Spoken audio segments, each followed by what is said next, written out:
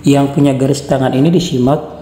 Maaf baru bisa balas, lama tidak bisa membuka YouTube karena sibuk dan lagi radang, tenggorokan lagi radang ini.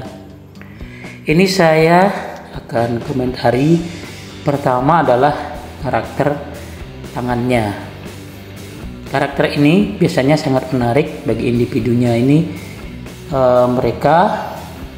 Dia sangat pandai sebenarnya mengungkapkan kata-kata yang tepat dalam berbagai situasi dalam karakter tangan yang ini. Auranya seperti itu, sehingga orang lain cukup mudah menyukainya, atau sebaliknya dia juga mudah diperdaya.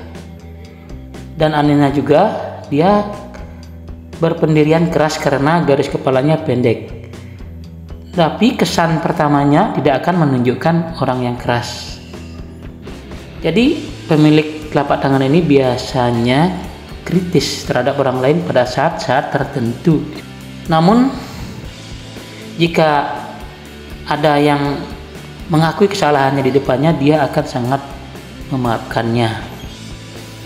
Jadi garis kepala yang pendek, siapa tahu ada yang punya garis yang sama dengan ini, biasanya mudah terpancing emosi dan terkadang tidak tahan berdebat.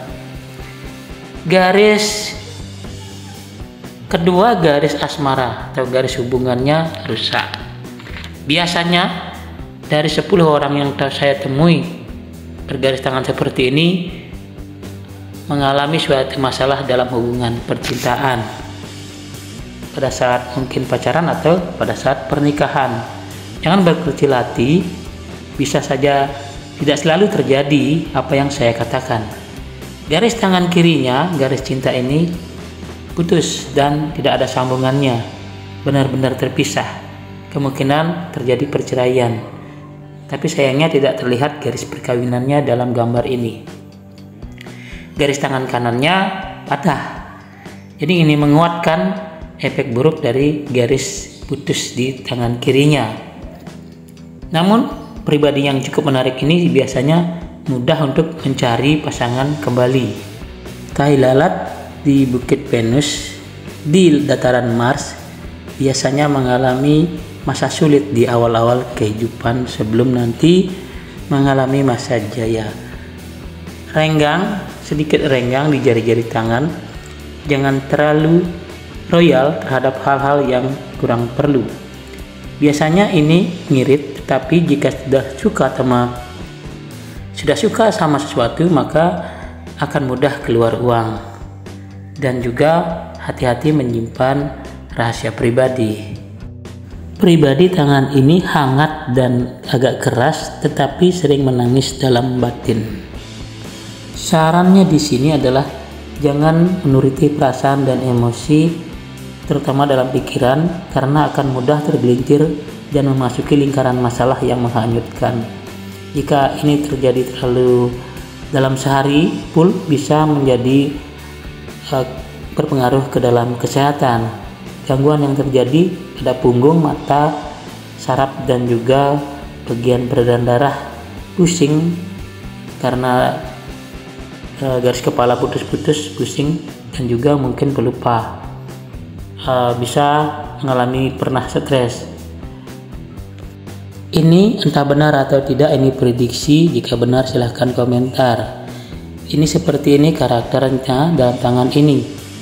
Dalam perjalanan kehidupan cenderung kurang bahagia, pernah mengalami tidak tentram, selalu ada saja masalah dalam rumah tangga, tapi dalam rezeki atau keuangan seharusnya nanti melimpah, banyak keberuntungan dalam segi rezeki, bahkan hidup bisa menjadi kaya raya. Pada umumnya dengan saudara-saudara rukun, walaupun kurang beruntung dalam rumah tangga, tetapi sukses dan berusaha dan baik dalam karirnya nanti. Jadi ada buruk, ada juga yang baik.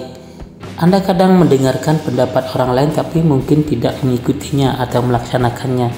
Kadang keras kepala karena ini memicu omongan buruk dari orang lain. Dalam cinta mungkin Anda juga cemburuan. Hal yang terbaik adalah kepribadian menyenangkan, tapi mungkin juga banyak bicara.